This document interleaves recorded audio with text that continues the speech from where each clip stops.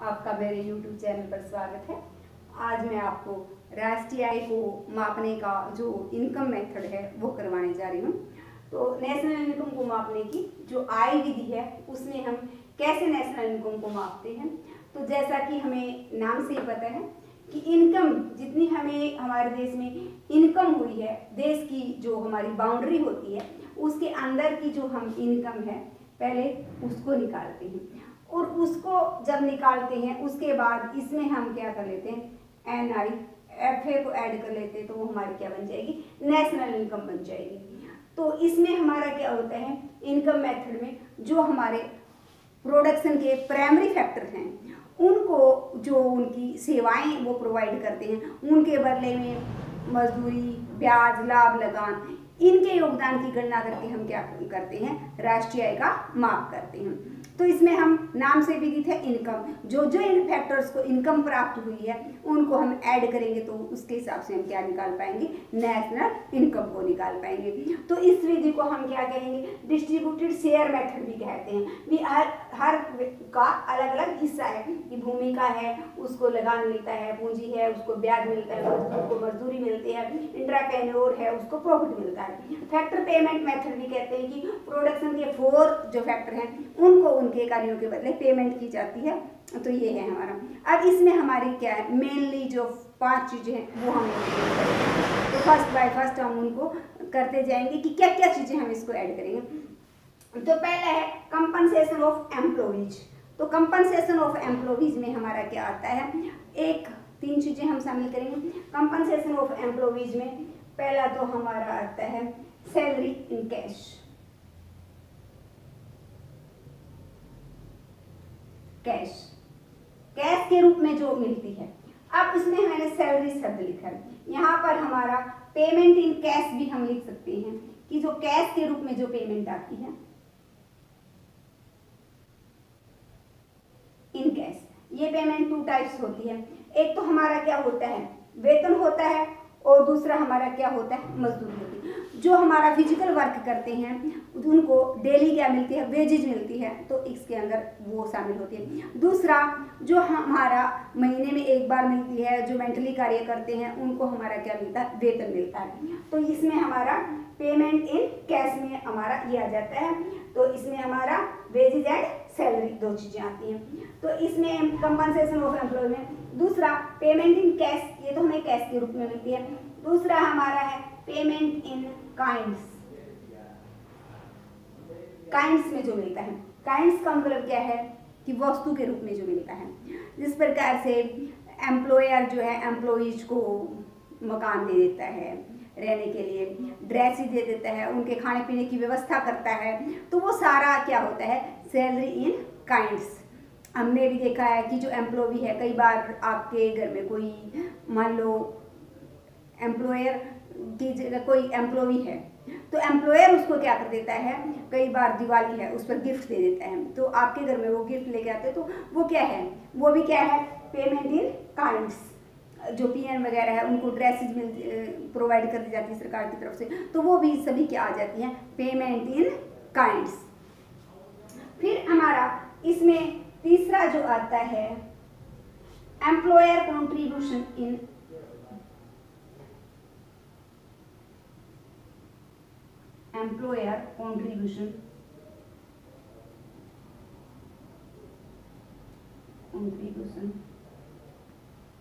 In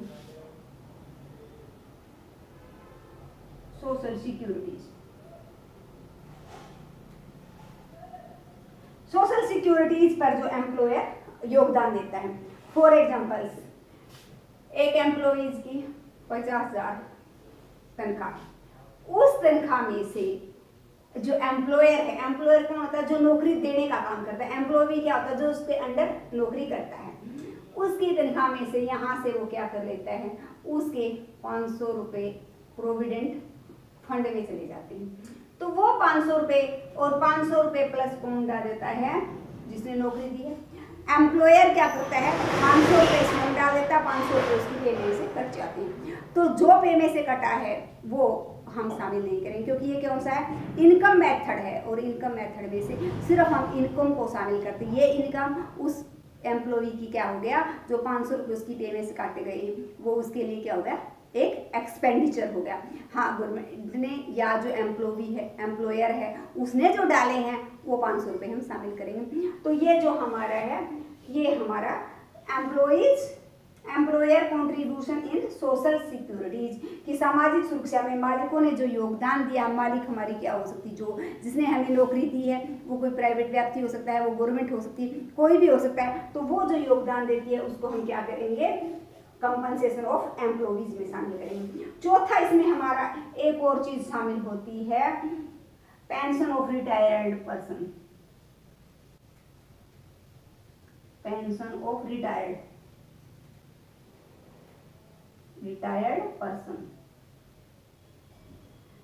person की जो pension है उसको भी हम क्या करते हैं, इसके अंदर इंक्लूड करते हैं।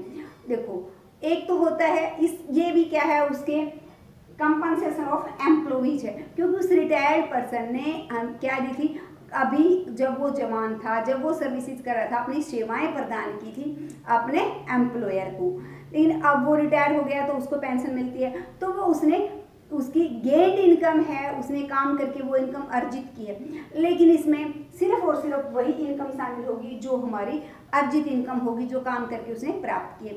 वो कोई भी वो इनकम जिसके बदले किसी वस्तु तथा सेवाओं का लेन देन नहीं होता, वस्तु तथा सेवाओं का उत्पादन नहीं होता, उस किसी भी इनकम को इसमें शामिल नहीं किया जैसा जिस प्रकार से वृद्धावस्था पेंशन है। हम कहेंगे कि ये रिटायर्ड पर्सन की पेंशन है और वृद्धावस्था पेंशन है, दोनों में क्या अंतर है, तो दोनों में काफ़ी अंतर है। इसने कभी अपनी सेवाएं दी थी, वस्तु तथा सेवाओं के उत्पादन में योगदान दिया था, लेकिन जो हमारे वृद्ध हैं उन्होंने जो वृद्धावस्था पेंशन लेते हैं उसके बदले कोई योगदान नहीं दिया, तो वो उनकी अर्न इनकम नहीं, वो तो एक हाथ से दूसरे हाथ में जारी एक तरफा भुगतान है, जिसको हम क्या कह सकते हैं, हस्तांतरण भुगतान का नाम देते हैं। छात्रवृत्ति है, तो इन चीज़ों को हम क्या कर सकते हैं, नेशनल इनकम में इनकम काउंट करते वक्त उन चीज़ों को कभी भी हम शामिल नहीं करेंगे। अब है रेंट एंड रॉयल्टी। अब रेंट एंड रॉयल्टी, रेंट किसके लिए मिलता है, जमीन को जब हम किसी दूसरे व्यक्ति को देते हैं तो हमें क्या मिलता है, रेंट मिलता है। अब दो चीजें आई, दोनों ही मिलती जमीन के लिए हैं, फर्क क्या है।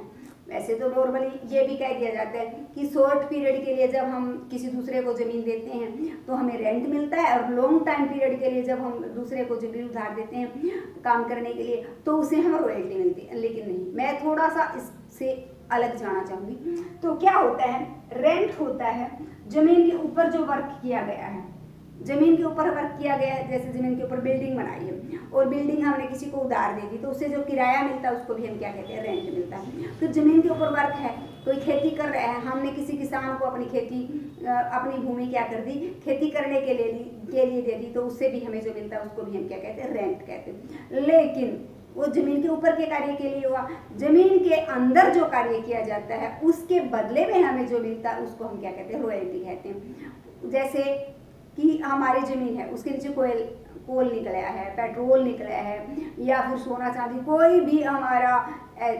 धातुओं के रूप में कोई भी हमें निकला है धरती के नीचे, तो वो सरकार को जब हम वो जमीन देते हैं तो सरकार उसके बदले हमें जो देती है उसको हम क्या कहते हैं, रॉयल्टी कहते हैं। तो दोनों में डिफरेंस है। जमीन के ऊपर के कार्य के लिए जब हम जमीन उधार देते हैं तो उससे हमें रेंट मिलता है, और जमीन के अंदर प्रोसेस करने के लिए जब हम जमीन उधार देते हैं तो नीचे हमें कुछ ऐसा मिलते हैं, उनके लिए देते हैं तो वो हमारा क्या होता है, रॉयल्टी होता है। तो ये भी हमारा क्या होता है, इनकम में नेशनल इनकम काम करते वक्त शामिल होता है। फिर है हमारा इंटरेस्ट, ब्याज। हमें क्या होता है, हमारे पास मान लो 2 लाख रुपए हैं,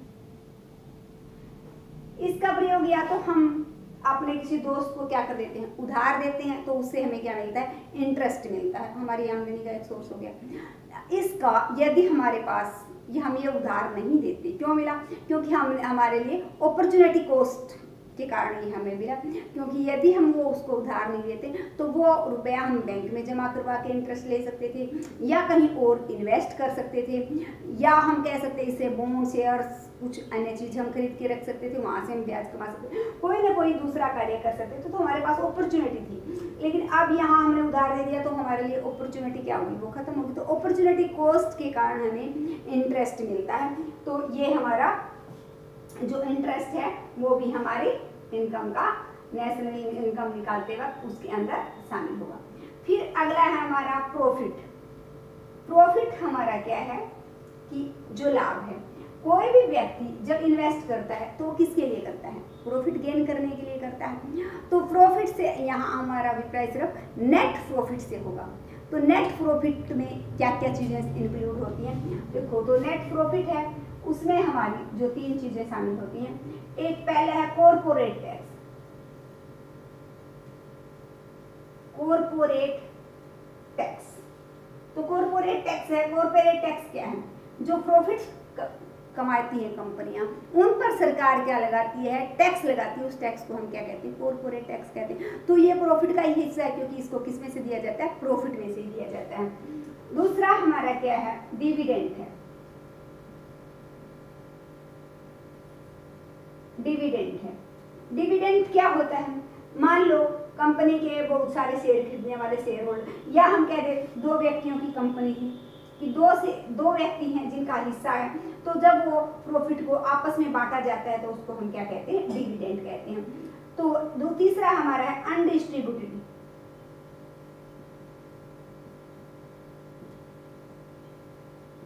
अनडिस्ट्रीब्यूटेड प्रॉफिट।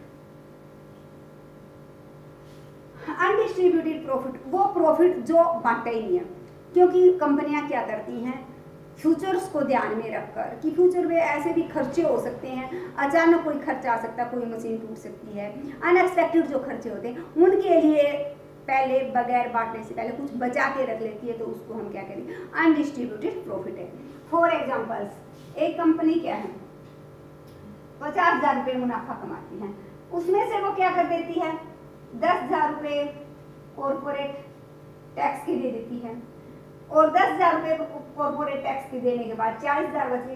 40,000 में से 10,000 रुपये वो क्या कर लेती है, अनडिस्ट्रीब्यूटेड प्रॉफिट रख लेती है, इकट्ठा ही रख लेती है, उसको वो डिवाइड नहीं करती। उसके बाद कितना बच गया, 20,000 निकाल के हमारे पास 30,000 बच गया। 2 व्यक्ति थे तो वो क्या करेंगे, 2 व्यक्तियों में आपस में 15,000 बांट लेंगे, तो वो हमारा क्या कहलाएगा, डिविडेंड कहलाएगा, कि दोनों के अंदर उन्होंने अब उस प्रॉफिट को क्या कर लिया, डिवाइड कर लिया। तो ये हमारा क्या कहलाएगा, डिविडेंड कहलाएगा। तो यदि हमारा क्या होता है, कई बार सम आ जाता है, सम में हम क्या करते हैं, हमें प्रॉफिट दिया हुआ था, तो प्रॉफिट को यदि हम ऐड कर लेते हैं तो इन तीनों को अलग से ऐड करने की जरूरत नहीं होती, क्योंकि ये तीनों प्रॉफिट के ही प्रकार हैं। और यदि हमारे पास प्रॉफिट नहीं दिया होता तो इन तीनों को ऐड करके हम क्या कर निकाल सकते हैं, प्रॉफिट निकाल सकते हैं। उसी प्रकार से फिर हमारा mixed income of self employees क्या होता है, कुछ व्यक्ति ऐसे होते हैं जो अपना स्वयं का ही काम धंधा शुरू कर लेते हैं, तो मिक्स्ड इनकम होती है। वो ये नहीं कह सकते रेंट से हमें लैंड से मिली है, ये किसी अन्य से मिली है, वो खुद ही कार्य करता रहता है। मान लो किसी ने अपनी खुद की दुकान खुली हुई है, वो स्वयं सारे वहाँ पर कार्य कर रहा है, तो उसको जो इनकम मिल रही है वो मिक्स मिल रही है, तो उसका हमारा mixed income of self employees. किसी ने उसको एम्प्लॉय नहीं किया, कोई उसका एम्प्लॉयर नहीं है, वो खुद में एम्प्लॉयर है, खुद में ही एम्प्लॉई है।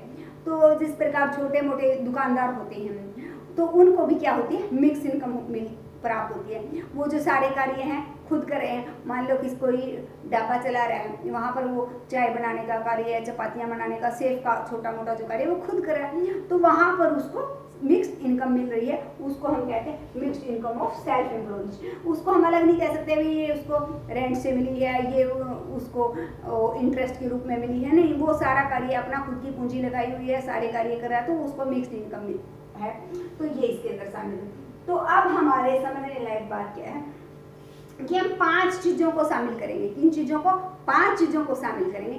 5 चीजों में हमारी पहली चीज कौन सी है, compensation of employees. Compensation of employees में हम क्या करेंगे, 4 चीजों को शामिल करेंगे। 4 चीजें हमारी कौन कौन सी हैं, पहली है पेमेंट इन कैश।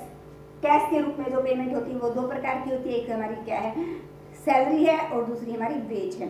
सैलरी किसको मिलती है, जो महीने के अंत में मिलती है, जिसमें डेली रूप में नहीं मिलती, जो मेंटली वर्क है उनके लिए मिलती है, और जो फिजिकल वर्क करते हैं और जो डेली रूप में कार्य करते हैं उनको जो मिलता है उसको हम क्या कहते हैं, वेजेज कहते हैं। दूसरा हमारा है, इसमें हमारा पेमेंट इन काइंड्स वस्तुओं के रूप में जो मिलती है, कि ड्रेस के रूप में मिल गई, खाना मिल गया, रूम्स मिल गया, हमारे मेड वगैरह मिल गई फ्री में, तो वो होता है हमारे पेमेंट इन काइंड्स। तीसरा है हमारा employers contribution in social security, कि सोशल सिक्योरिटी में एम्प्लॉयर जो कंट्रीब्यूशन देता है उसको हम शामिल करते हैं। फिर है पेंशन ऑफ रिटायर्ड पर्सन, कि जो रिटायर्ड पर्सन है उसकी पेंशन मिलती है, उसको इसके अंदर शामिल करते हैं। तो इसमें हमारा फर्स्ट में कंपनसेशन ऑफ एम्प्लॉयज में हमने क्या की, 4 चीजों को शामिल किया।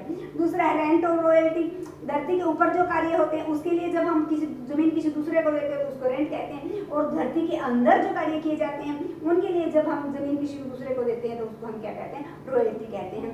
तीसरा हमारा है इंटरेस्ट, कि जो पूंजी हमने किसी को उधार दे रहे हैं उसके बदले में हमें जो मिलता है वो हमारा इंटरेस्ट कहलाता है, ये अपॉर्चुनिटी कॉस्ट के कारण हमें मिलता है। फिर है प्रॉफिट के भी 3 हिस्से हैं। कॉर्पोरेट टैक्स है, प्रॉफिट पर जो टैक्स लगता है सरकार लगाती है उसको हम कॉर्पोरेट टैक्स कहते हैं। डिविडेंड, प्रॉफिट को जितने हिस्सेदार हैं उनमें बांट दिया जाता है तो उसको हम डिविडेंड कहते हैं।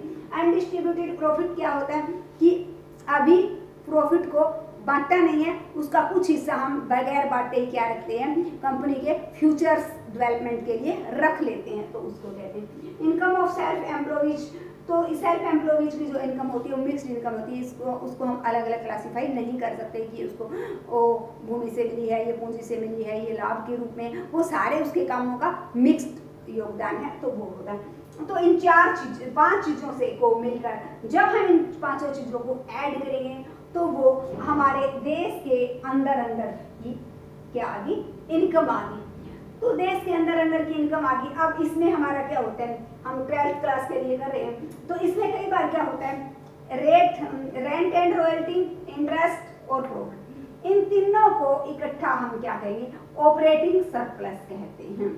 कई बार सम में क्या होता है, ऑपरेटिंग सरप्लस भी दे दिया जाता है, अलग अलग ये तीनों भी दे दिए जाते हैं। तो हमें क्या है, यदि ऑपरेटिंग सरप्लस दिया होता है, या तो हम उस ऑपरेटिंग सरप्लस को ऐड कर लेंगे या इसको छोड़ देंगे और हम ये तीनों हैं इनको ऐड कर लेंगे। कई बार सिर्फ ऑपरेटिंग सरप्लस दिया जाता है, हमें ये नहीं दिया जाता, तो हम कंफ्यूज होते हैं कि हमारा जो रेंट एंड रॉयल्टी है, इंटरेस्ट है, प्रॉफिट है, वो तो है ही नहीं, हम सम को कैसे निकालें। तो इसका दूसरा नाम क्या है, ऑपरेटिंग सरप्लस है। हम इनको इन चीजों में ऐड कर देते हैं, इन तीनों को ऐड कर देते हैं, तो इसका जो इकट्ठा नाम है वो हमारा क्या, ऑपरेटिंग सरप्लस है। तो अब हम जो है नेशनल इनकम की तरफ बढ़ते हैं। अगला जो कदम है हमारा वो हम इससे क्या निकालेंगे, नेशनल इनकम निकालेंगे। तो एक देश की जो हमारी बाउंड्री थी उसके अंदर जो हम इनकम निकाल रहे हैं, कि एक देश की बाउंड्री के अंदर है, तो ये 5 चीजें हम क्या कर लेते हैं, ऐड कर लेते हैं। नेट डोमेस्टिक प्रोडक्ट या इनकम ऑन फैक्टर कॉस्ट। तो देखो फैक्टर कॉस्ट क्यों लिखा, क्योंकि मूल लागत हमारी क्या होती है, फैक्टर कॉस्ट तो मूल लागत को कहते हैं, और क्योंकि हम इनकम मेथड से कर रहे हैं इसलिए ये हमारी क्या होगी, फैक्टर कॉस्ट कहलाएगी। तो इसमें हमारा क्या होगा, कंपनसेशन ऑफ एम्प्लॉयज,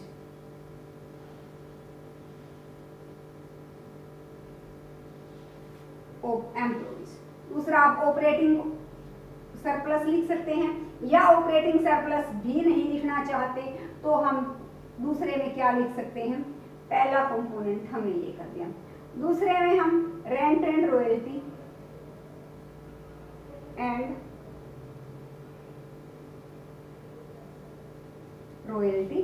तीसरे में हम क्या करेंगे, प्लस में इंटरेस्ट, प्लस में प्रॉफिट। अब प्लस में हम क्या करेंगे, mix income of self employees, plus में mixed income of self employees, कि खुद का व्यवसाय चलाने वालों की मिक्स इनकम। तो ये 4-5 चीजें हमने 1 2 3 4 5 इन 5 चीजों को जब हमने जोड़ लिया तो ये हमारा क्या हो गया, net domestic product on factor price, या net domestic income on factor price.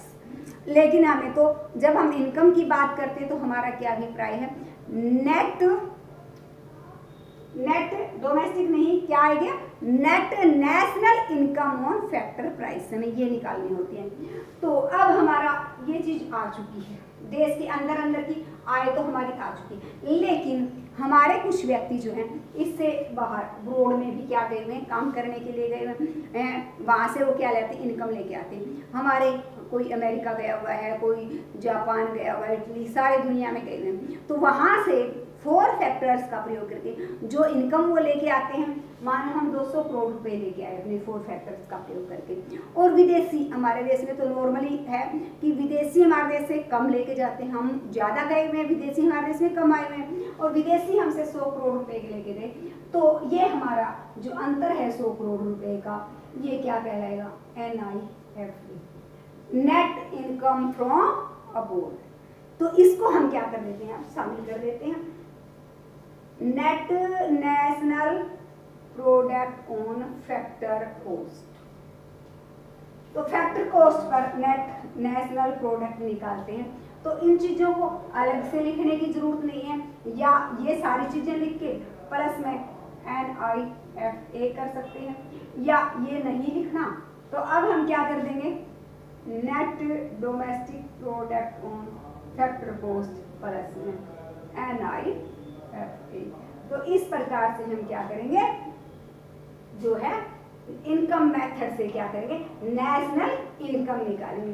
तो इसी इनकम का हम क्या कहते हैं, वास्तव में सिर्फ जब राष्ट्रीय आय की बात करते हैं तो उससे हमारा अभिप्राय इसी इनकम से होता है। तो सभी मेथड से हम निकालते हैं, तो यही इनकम हम निकाल के लास्ट में बताते हैं कि ये इनकम है।